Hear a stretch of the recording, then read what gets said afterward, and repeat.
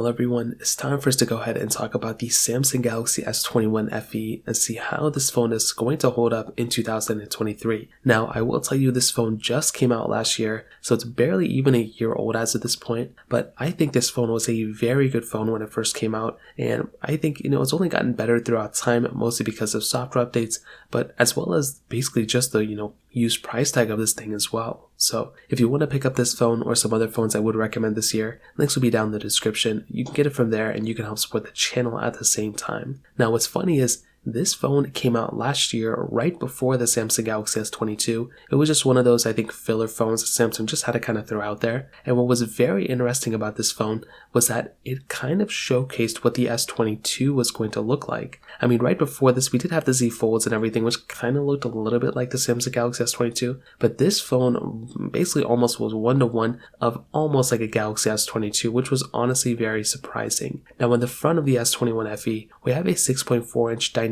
AMOLED display. It's a 1080p panel, but it's a dynamic AMOLED and it looks very, very good. It's a 120Hz panel. You have obviously the little hole punch display up top, and it's a pretty good looking screen. When I compared it at that point to pretty much the S21 and so many other phones at that time, it looked really good. And I do think maybe the display doesn't look better than the S21 FE, but I do think there's something about the phone that looks better in my opinion. So not the S21 FE, the S21. So when I compared this phone to the S21, there were some things that I liked about the S21 FE over the S21, especially with that bigger size display than those standard base models. Now at the bottom of this phone, you do have that USB-C port, which is really cool. It basically doubles with Samsung DeX as well. So you can always connect it with a different monitor and you can always output whatever you see on this specific display. And that's another cool thing this phone had going for it. And personally, again, when I used this phone, that was something that was really cool. On the back, you do have this plastic back, which could probably be one of the weirder aspects of this phone. Again, it isn't like a deal breaker in my opinion, and I do think the rest of this phone feels pretty premium. But again, when you compare it even against the Galaxy S22,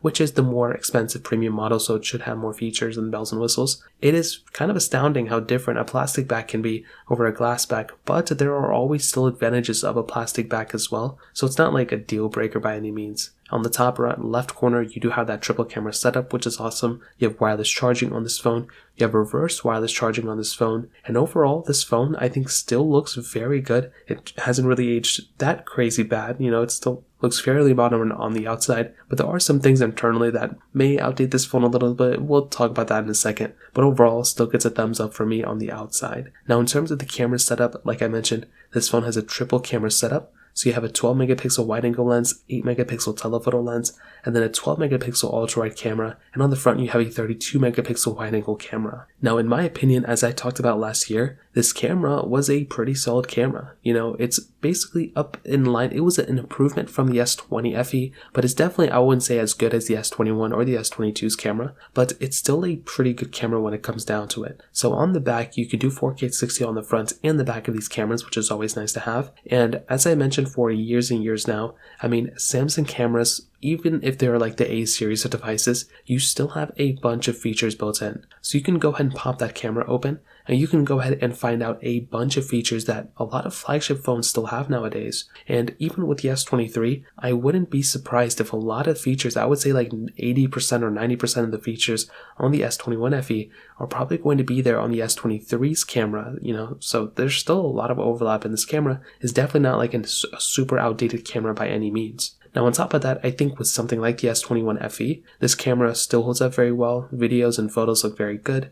Like I said, maybe not as good as the S22s, but you have to be like kind of like a pixel peeper to kind of see those things in the first place. And as always, like I mentioned with, Snapchat and Instagram and those apps, if you're taking, photos within those applications natively, you may not get the best of quality compared to some other phones, but I still think they've done a great job, and I think this is still a good camera when it comes down to it. So in terms of that kind of covers it up there. Now in terms of software and longevity, this phone did start off with Android 12. It's probably going to be lasting as long as the Galaxy S21. That's, I think, normally how it goes. And the S21 came out almost like a year before this thing. So I'm probably going to say this thing's going to get One UI 6, maybe One UI 7. So it still has several more updates going ahead of it. So I don't think it's going to be outdated anytime soon. but do keep in mind that with the S23 coming out, I don't think we're going to be seeing an S22 FE anytime soon. So if you're in the market and you want to get a phone like this one that's fairly cheap, you may just want to go and pick this thing up. I mean, apparently on Amazon they're less than $300, so that is a pretty good deal right there. So I will say this phone is still going to be supported. It's going to be here for a long period of time as well, and I wouldn't really worry about this phone being unsupported with software. The only thing I would even remotely be worried about with some of these Samsung phones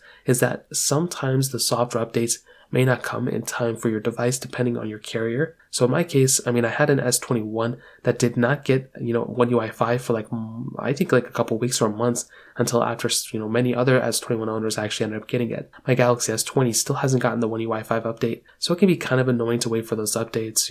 I think Google Pixel, they're typically a little bit better with those things, but that's kind of my opinion in that specific example. Now, in the performance segment, this phone has that Qualcomm Snapdragon 888 chipset inside of it with 6 gigs of RAM on the base model, and it does go up to 8 gigabytes of RAM if you want to spec it out at that level.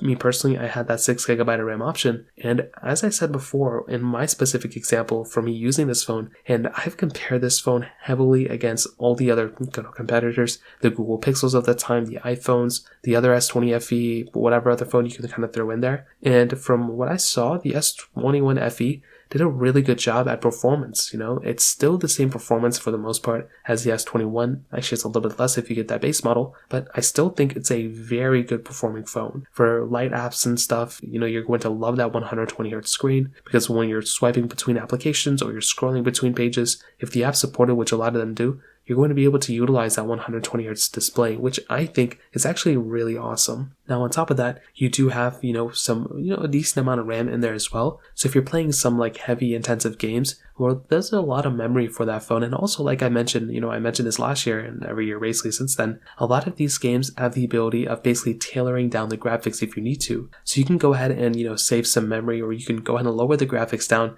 and get better performance from it. So although this isn't necessarily a gaming phone, this one has good performance. It's definitely not aged that bad. And also when you compare it against the S21, that phone's performance was also pretty decent as well. So still a very good performing phone. Since then, Qualcomm has made some pretty big improvements, but I think it's a very good performing phone when it comes down to it. So in terms of that kind of covers it up there. In terms of battery, this phone had a 4,500 mAh battery, which was honestly very, very large. And like I mentioned, you do have reverse wireless charging as well, which is really cool. So this phone's performance is still very good. You're not really missing out on too much in that specific example either. So I think that's a really good thing too. So in the battery life standpoint, thumbs up for me for sure. And to kind of sum up this video, what I'll definitely tell you is, I think the Samsung Galaxy S21 FE is a very, very good performing phone, even in 2023. I think it holds up very well.